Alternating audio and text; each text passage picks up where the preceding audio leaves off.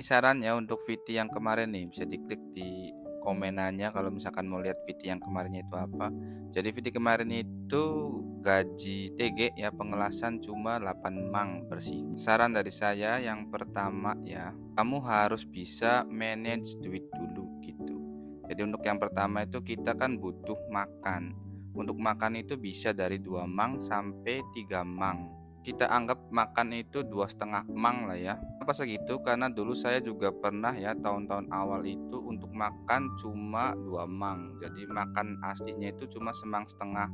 5 ribunya itu untuk foya-foya ya, entah itu makan enak ataupun jalan-jalan. Kan kohai saya itu ada yang sebulan makannya cuman 1 mang, tapi di sini kita ambil 2,5 mang aja.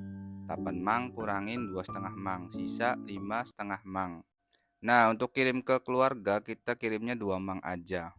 Kasih UMR lah ya. Dan untuk para orang tua nih, jangan anggap anak Anda itu adalah investasi berjalan. Asal Anda tahu ya, anak Anda di Jepang itu makannya cuman pakai telur ceplok, nasi, terus pakai sambel. Jadi jangan minta lebih. Kalau misalkan dikasih harus bersyukur ya, alhamdulillah masih dikasih sama anak. Dari 5,5 sisa 3,5 emang ya. Kalau misalkan tahun pertama itu kayaknya buat bayar dana talangan deh. Kalau dana talangan ya dulu saya itu bayarnya cuman 2 mang. Tiap bulan ya, aslinya bayarnya 1 mang, tapi ditabungnya 1 mang. Ditabung di LPK itu tuh. Tapi kalau sekarang kayaknya untuk bayar dana talangan itu 3,5 mang ya. Jadi kalau misalkan masih bayar, kita nggak dapat apa-apa. Kalau misalkan dana talangannya itu udah lunas ya, berarti sisa 3,5 mang nih. Tinggal dikali kurs aja tuh 110 ya, kita ambil 3,5 juta lah ya.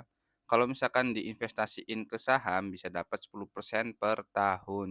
Jadi kalau misalkan ditabung selama setahun itu dapatnya 42 juta dan dapat dari sahamnya 10% lah ya. Dapat dividen sahamnya 10%, jadi 42 juta dikali 10 dapatnya 4,2 juta. Jadi setahun itu tambahin berapa tuh? Jadinya 46,2 juta. Dan dapat dividen sahamnya itu jangan dipakai ya, kita tabungin lagi ke sahamnya lagi. Biar apa? Biar dapat compounding interest ya atau bunga berbunga. Biar makin banyak nih tabungan sahamnya. Kalau misalkan dapat bonus juga, langsung dikasih ke saham aja, nggak usah dipakai. Dimasukin tuh ke saham tuh 2 kali bonus.